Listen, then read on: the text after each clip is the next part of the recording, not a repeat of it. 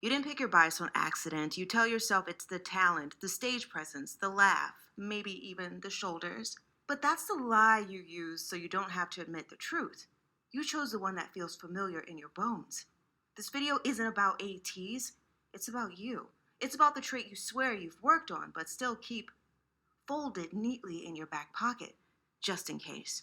I know you want to skip to your fucking bias, but listen, your bias record could actually be the member who holds the key to your analysis. The architecture of over-justification. Let's start with the captain. If Hongjoong is your bias, you don't just explain yourself, you build a legal defense. In psychology, we see this as a survival mechanism against being misunderstood. You don't say, I didn't want to. You say, I didn't want to because the timing was off, and I didn't want anyone to misunderstand my intentions, and I thought about how it might affect everyone involved. You wrap every choice and reasoning so airtight no one can argue with you, including yourself. You don't trust silence, and you definitely don't trust accepting no without a 40-page footnote. The toxic part isn't your intelligence, it's the fear underneath it. You're terrified that if you stop explaining, someone will decide you're selfish. You stay legible, even when it costs you your rest. You don't need a better argument. You need permission to exist without footnotes. All right, Captain Lovers, I'm going to ask you something really quick, so just drop it down below.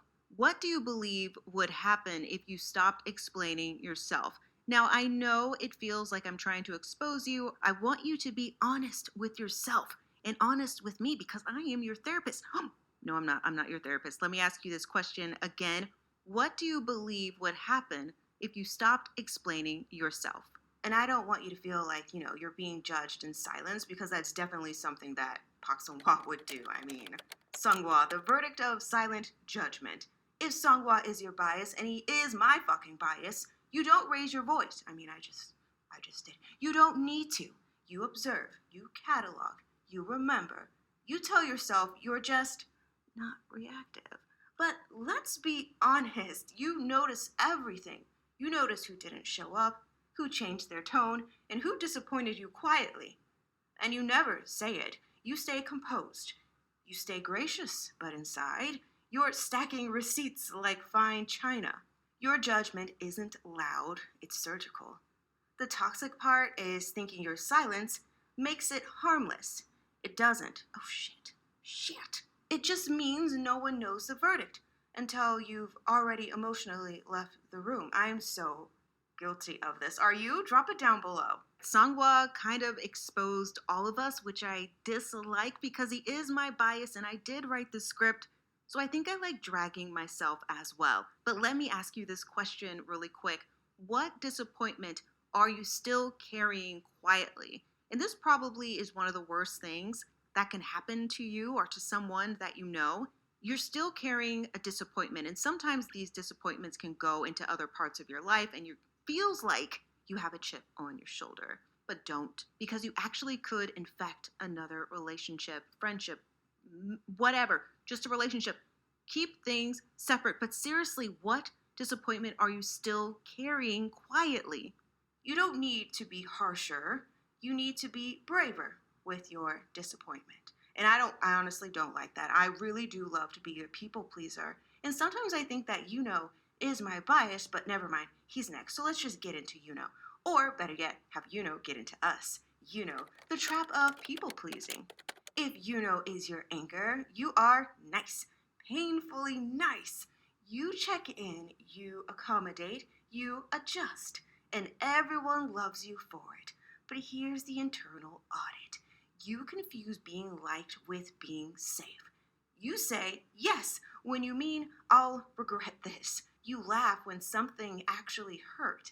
You tell yourself it's fine because they didn't mean it. Maybe they didn't, but you did mean your boundaries. You just didn't enforce them. The toxic trait here isn't kindness, it's self-erasure. You disappear so smoothly, people don't even notice you're gone. You don't need to stop caring. You need to stop proving your worth through endurance. All right, is my favorite golden retriever in the entire world, but I need you to expose a little something right now. And not that. Don't expose yourself to me or to anyone else, unless you want to. What boundary have you rehearsed but never enforced? You know, sometimes when you have the self talk with yourself and you're like, I'm going to tell this person XYZ, and then you never do it. Doesn't that drive you crazy? It drives me insane. I don't want to say give up, ho, but no, don't give up. And don't withhold your emotions either, because you're going to be taking Kang Yeosang's job. Yeosang, the fortress of emotional withholding. If Yeosang is your bias, you are the definition of calm, collected, unreadable. You don't overshare or spiral publicly. You keep your inner world locked behind good posture and a neutral tone. And side eyes. Like, Yeosang is so known for his side eyes. Like, just look at an edit of it. You'll be blown away. This man has so much shape. Let me get back into the script. You call that maturity? Okay. But the truth, withholding feels safer than hoping. You don't say how deeply you feel because then someone could drop it. You don't express need because then someone could fail you. So you ration yourself. Small reactions, measured vulnerability, carefully curated access. You're not mysterious, you're guarded.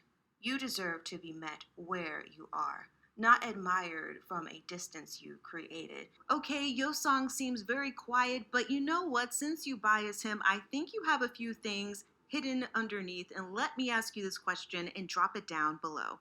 What do you fear would happen if you asked for more? Do you think it's okay to ask for more, or do you just want to sit on the sidelines? Just drop it down below, baby. And that is Kang Yeosang. Okay. Never mind. Anyway. Sometimes we don't need to be as intense as we think we need to be. We honestly can meet people where they are, or we could just meet ourselves where we are. We don't need to turn up the emotional volume because, again, I don't want to take San's job away from him, so let us just move on into San. San, the overload of emotional intensity. If San is your bias, you don't feel things halfway. You feel them in your spine. Love is all-consuming. Anger is volcanic. Joy is euphoric. You tell yourself you're just passionate. But intensity without regulation becomes overwhelming for you and for everyone else. You feel betrayed quickly. You attach fast. You burn bright and then wonder why people pull back or pull out. Whatever you want to do, baby. The toxic trait isn't the depth of your feeling. It's expecting others to match your internal volume without warning. You don't need to dim yourself. You just need to learn when to turn the dial instead of blowing the speakers. I just slipped that right in there. All right, Puddings, let me ask you something, and I really, really, really want to hear your answer. But how do people respond to your emotional volume? That means you are very intense, much like San. So how do people take in that information from you, that explosion of emotion all over your face? Share it down below, Puddings.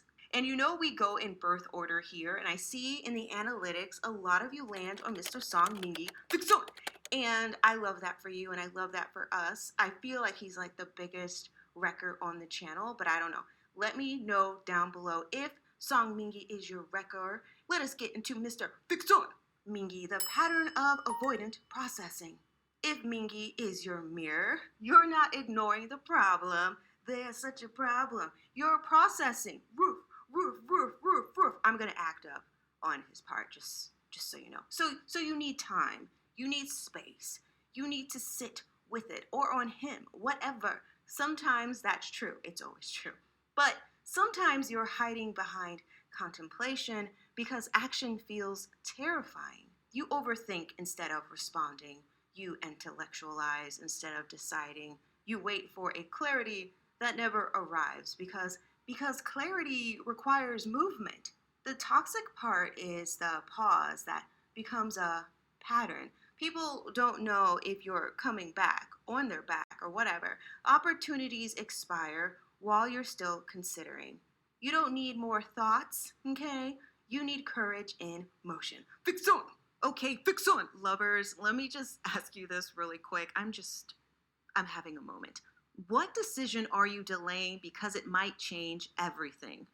Now, even if you feel comfortable with the same thing happening over and over and over again, sometimes you want a little bit of change. Share it down below. Now, I I'd really just have a hunger to do like improv throughout all of these scripts, but if I did that, these videos would literally be an hour long, so I have everything time stamped out. No, Wooyoung, the hunger for validation. If Wooyoung is your bias, you crave connection like oxygen. You want to be seen, heard, and chosen. You pretend you don't care, but you do. You joke loudly, you provoke reactions, you test affection by pulling on it, because being ignored feels like annihilation. The toxic part isn't wanting attention, it's needing proof of love in constant, addictive doses. You don't need to perform to be valued. You don't need to be the loudest to be loved. You already matter when you're quiet.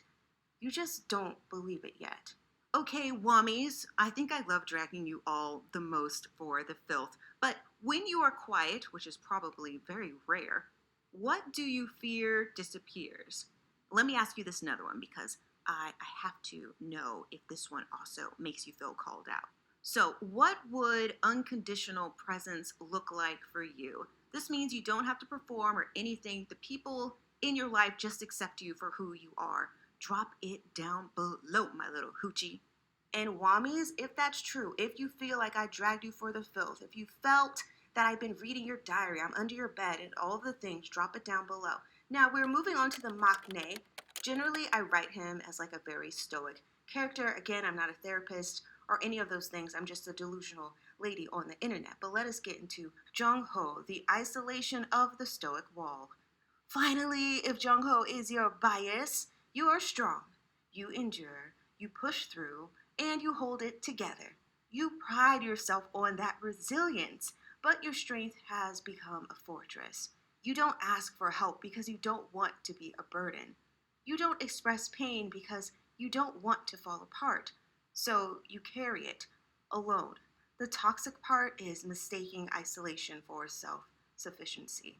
You don't need to prove how much you can handle. Can you handle him? You need to let someone help you hold it. Would you help him hold it? All right, maknae lovers, I have a question for you. Don't worry, I'm not going to drag you too hard. I'm lying. Yes, I will. What pain have you normalized carrying alone? Now, you know you don't have to carry things alone. You can always ask people for help. Okay, so if this stung, good. I love that. I love that for us. I honestly do. Not because you're flawed. Nothing's wrong with you. You's perfect in my eyes, baby. But because you recognized yourself. Your ATEEZ bias or wrecker, because you need to watch all of the members to get like a full 360. Your ATEEZ bias didn't expose your worst trait. They revealed the one you're finally ready to outgrow. Here's the quiet part. You don't have to stop loving them. You just have to stop using them as a cover. Sit with it. Sit on them. Breathe through it. Use your words. And ask yourself honestly, which part of me felt seen? And which part felt called out?